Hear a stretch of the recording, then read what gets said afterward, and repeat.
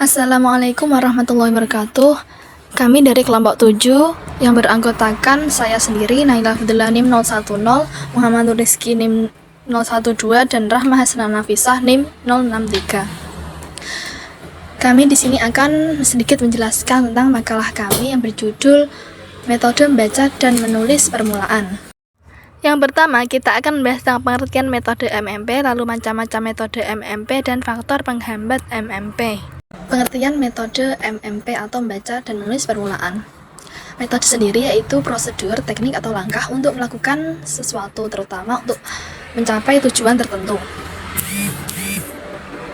Sedangkan membaca dan menulis permulaan itu menurut Solhan merupakan program pembelajaran yang diorientasikan pada kemampuan membaca dan menulis permulaan di kelas-kelas rendah pada saat anak-anak mulai memasuki bangku sekolah.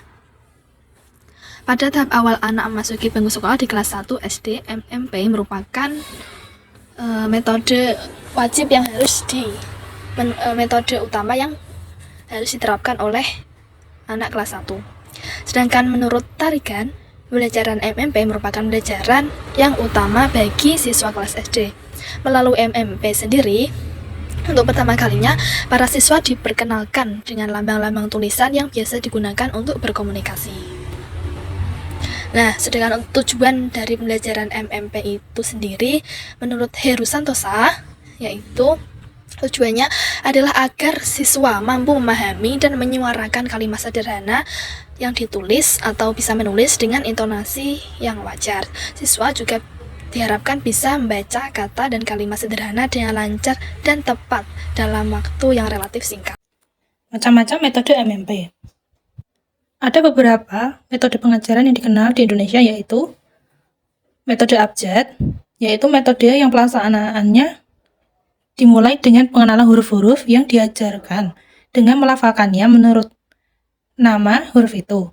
Contohnya, ada huruf D dilafalkan huruf dengan D, huruf K dilafalkan dengan K, A, K. Huruf yang sudah diajarkan itu dirangkai menjadi suku kata, dan setelah mengenal beberapa kata baru dirangkai menjadi kalimat. Yang kedua ada metode bunyi. Metode ini pelaksanaannya tidak berbeda dengan metode alfabet, hanya saja bunyi konsonan dilafalkan menurut bunyinya. Contohnya, huruf K dilafalkan ek atau ke, dan huruf D dilafalkan dengan d atau ed, dan seterusnya. Yang ketiga ada metode suku kata. Metode ini pelaksanaannya dimulai dengan mengenalkan beberapa suku kata yang kemudian dirangkai menjadi kata dan kata menjadi kalimat. Pengenalan huruf dilakukan dengan mengupas suku kata dan kemudian merangkainya kembali. Metode ini didasari anggapan bahwa konsonan baru dapat diucapkan dengan sempurna setelah digabungkan menjadi bunyi vokal. Contohnya, kaki, kuda, bola, biru. Yang keempat ada metode kata. Metode ini dimulai dengan mengenalkan beberapa kata. Kata-kata itu dipilih sehingga mewakili huruf yang akan diajarkan. Setelah kata-kata itu dapat dibaca anak-anak, kata-kata itu dikupas menjadi suku kata, dan suku kata akan dikupas menjadi huruf. Setelah itu dirangkai kembali menjadi kata seperti semula. Dengan mengenal beberapa huruf, disusunlah kata-kata lain dengan mengombinasi huruf-huruf itu. Contohnya ada babi, cuci, dada, kaki, babu, caci, duda, kuku, bibi, cicak, dadu, kaku. Yang kelima ada metode kalimat. Metode ini lebih dikenal dengan nama metode global karena pelaksanaannya dimulai dengan penyajian kalimat secara global. Dengan kalimat itu ditirukan guru yang membaca dan murid mengikutinya. Setelah meniru, diharapkan anak-anak dapat membaca sendiri serta dapat mengenal kata-katanya satu persatu. Setelah itu baru dianalisis sehingga mereka mengenal hurufnya. Contohnya, ada kalimat yang diperkenalkan kepada anak-anak berbunyi, ini nani. Maka, gambar yang sesuai untuk menyertai kalimat itu adalah gambar seorang anak perempuan. Yang keenam ada metode SAS. Metode SAS ini sebenarnya metode analisis yang mengutamakan arti yang didasari ilmu jiwa Gestalt. Sebagaimana metode kalimat, pelaksanaannya dimulai dari mengenal struktur kalimat yang disertai gambar. Selanjutnya dianalisis hingga berupa kata, dan kata dianalisis atas huruf-huruf yang membentuknya. Setelah dianalisis, disintesiskan kembali menjadi struktur asal dan struktur lain. Dalam penerapannya, diharapkan siswa dapat mengenal huruf-huruf dengan sendirinya melalui analisis dan menyintesiskannya baik dalam bentuk struktur semula maupun struktur lain. Contohnya yang ada di PPT yaitu ini mama. Nah, kata-kata tersebut dianalisis hingga berupa kata, dan kata dianalisis menjadi huruf-huruf yang membentuknya. Dan setelah dianalisis dan disintesiskan, kembali menjadi struktur asal dan struktur lain. Manfaat dari metode SAS. Metode ini sejalan dengan prinsip linguistik atau ilmu bahasa yang memandang satuan bahasa terkecil yang bermakna untuk berkomunikasi adalah kalimat. Dan kalimat dibentuk oleh satuan-satuan bahasa di bawahnya, yakni suku kata dan suku huruf. Yang kedua, metode ini mempertimbangkan pengalaman berbahasa anak. Oleh karena itu, pengajaran akan lebih bermakna lagi bagi anak-anak karena bertolak dari sesuatu yang dikenal dengan diketahui anak. Hal ini akan diberikan dampak positif terhadap daya ingat dan pemahaman anak. Dan yang ketiga, metode ini sesuai dengan prinsip inquiry, yaitu menemukan sendiri. Anak mengenal dan memahami sesuatu berdasarkan hasil temuannya sendiri.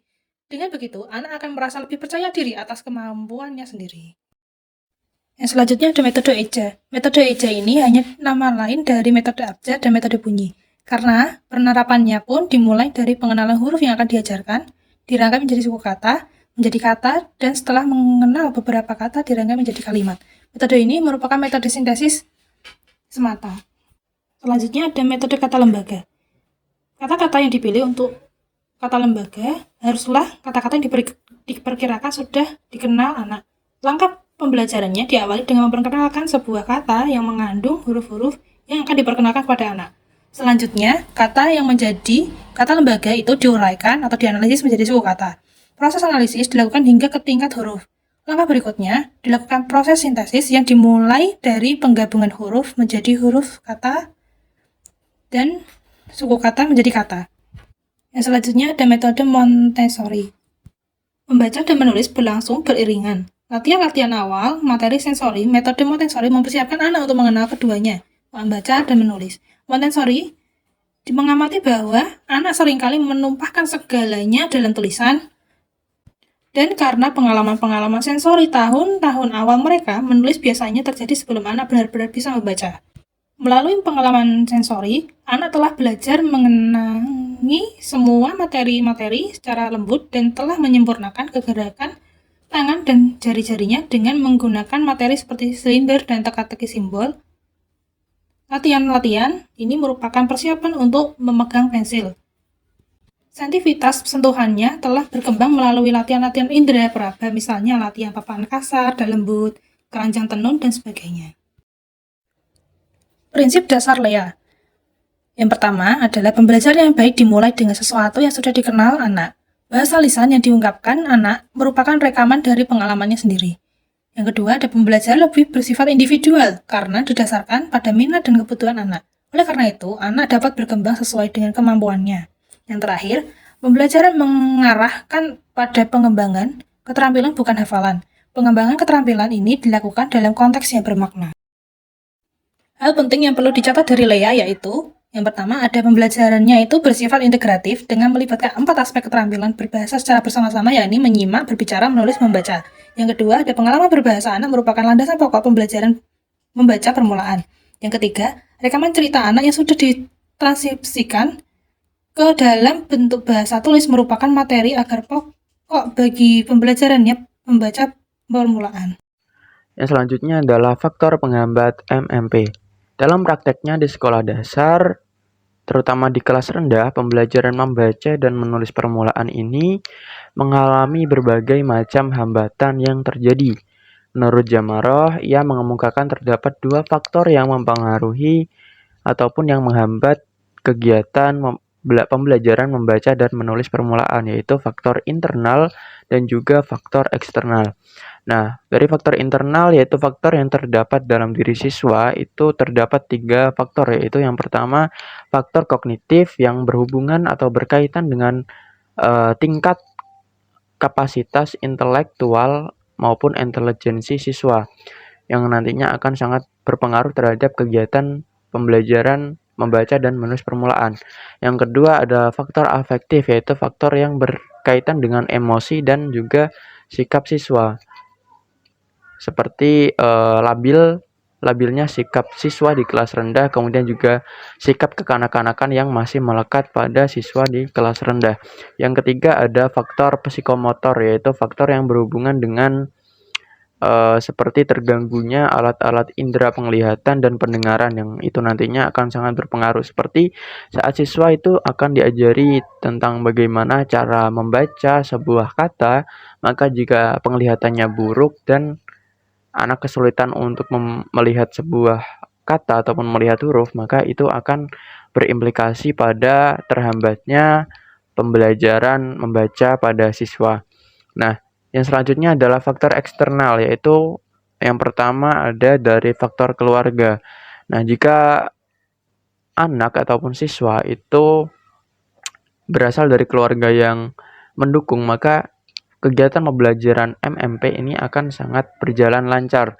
Begitupun sebaliknya, jika anak berasal dari keluarga yang tidak harmonis ataupun dari keluarga yang memiliki tingkat kehidupan ekonomi yang rendah, kemudian orang tua siswa itu kurang memperhatikan perkembangan belajar anaknya, maka kegiatan pembelajaran MMP ini juga akan terhambat. Lalu yang kedua ada dari perkampungan dan masyarakat. Jika lingkungan masyarakat ini mendukung dalam pembelajaran siswa, maka siswa juga akan lebih mudah untuk memahami ataupun menguasai kegiatan membaca dan menulis permulaan. Lalu juga jika lingkungannya itu kurang mendukung, maka itu akan sangat menghambat, terutama lingkungan pertemanan ataupun circle pertemanan yang kurang baik. Itu nanti juga akan sangat menghambat dalam pembelajaran MMP ini. Lalu yang ketiga ada faktor dari sekolah, yaitu faktor yang berhubungan dengan kondisi sekolah. Jika kondisi sekolah itu terdapat di tempat yang sangat nyaman ataupun tempat yang strategis dan juga kondusif, maka pembelajaran itu nanti juga akan berjalan lancar, berbeda dengan pembelajaran yang terjadi di sekolah-sekolah yang kondisinya kurang layak, seperti di tempat yang ramai seperti di pasar, kemudian juga dari sarana dan prasarana itu juga kurang, maka kegiatan pembelajaran MMP ini juga akan sangat terhambat. Lalu ada faktor dari guru. Kurang kreatifnya guru ini juga sangat berimplikasi terhadap tingkat pemahaman siswa dalam kegiatan ataupun dalam pembelajaran membaca dan menulis permulaan. Kreatifnya guru ataupun kreatifnya metode-metode dan juga pengajaran yang dilakukan oleh guru ini sangat berpengaruh besar terhadap siswa, terhadap tingkat pemahaman siswa. Terdapat beberapa upaya yang dapat dilakukan oleh pihak sekolah maupun pihak guru dan orang tua dalam mengatasi terhambatnya pembelajaran membaca dan menulis permulaan, seperti dengan guru membuat kesepakatan dengan siswa secara bersama-sama di awal pembelajaran agar kelas itu nanti bisa lebih untuk dikondisikan.